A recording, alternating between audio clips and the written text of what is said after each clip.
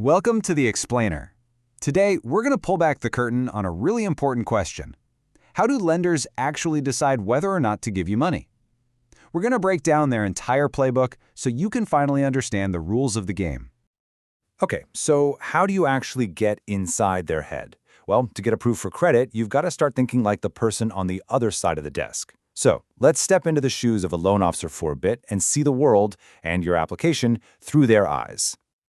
All right, first things first, we need to get on the same page about what credit actually is. I know, it's a word we throw around all the time, but the definition is super specific. You can think of it like a financial time machine, right? You get the benefit of a purchase, a car, a house, a business investment, right now, with a promise to pay for it over time. But of course, that convenience isn't free. That's where interest and fees come into play. So how does a lender decide if your promise is actually trustworthy? Well, they don't just guess. They use a universal framework to figure out risk, and it's known as the 5 C's of credit. This is basically their internal playbook. Each of these 5 pieces gives the lender a different part of the puzzle that is your financial life, and when they put them all together, they see the complete picture. Trust me, mastering this playbook is the key to turning a maybe into a yes. First up is character. Now, this one is less about the cold, hard numbers and more about, well, you. The lender is basically asking, can I trust you to keep your promise? They'll look at your payment history and your job stability to find the answer. A long history of on-time payments is really the best way to prove you have good character. Next is capacity. And this is pure math. Can your income support a new loan payment on top of all your existing debts? We're going to dig into the specific calculation for this in just a moment, but the core idea is simple. Lenders need to see that you're not stretched too thin. Then there's capital. This is what you bring to the table. Lenders really want to see you have some skin in the game. A larger down payment isn't just a good faith gesture, it directly reduces their risk, which can often get you much better loan terms. Lenders also have to consider conditions. Now, these are the external factors that neither you nor the lender can control. How's the economy doing? What's happening in your industry? These big picture elements can directly impact your ability to repay the loan. And finally, we have collateral. This is an asset, like a house or a car, that you pledge as security for the loan. For the lender, this is a safety net. If, worst case scenario, you can't pay, they can take the collateral to recoup their money. Okay. Now let's zoom in on that second C, capacity, because it's where the rubber really meets the road for personal loans. How does a lender put a hard number on your ability to pay? They use a very specific and very important calculation. This metric is called the debt-to-income ratio, or DTI for short. And as you can see, it's a simple 3-step process. You add up your monthly debts, you identify your pre-tax monthly income, and then you just divide the first number by the second. This one little percentage tells a lender a whole lot.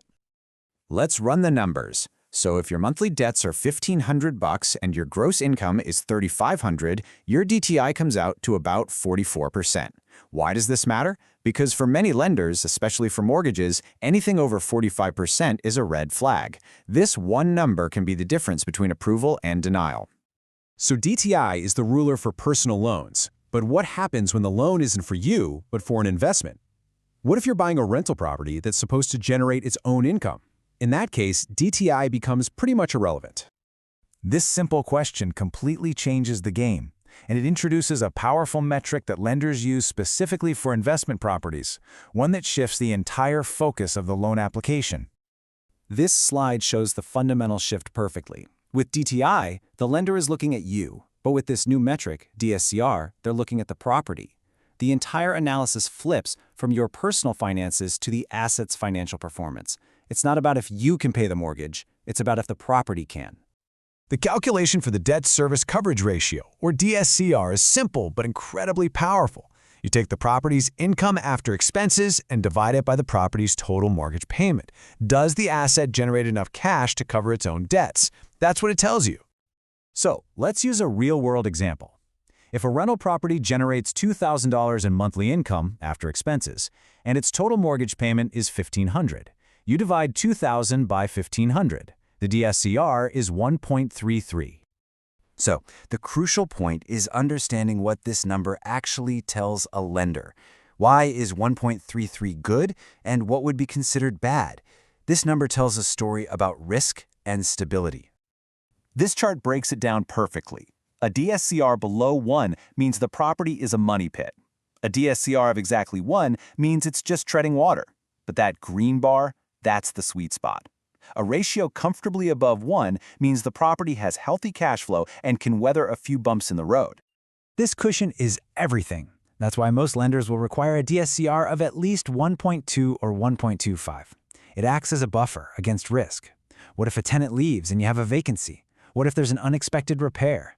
That financial cushion ensures the mortgage still gets paid. So, by understanding the 5 C's, DTI, and now DSCR, you've equipped yourself with the lender's toolkit. You're no longer just an applicant, you're an analyst. You can now see opportunities through their eyes, structure better deals, and truly unlock the power of credit.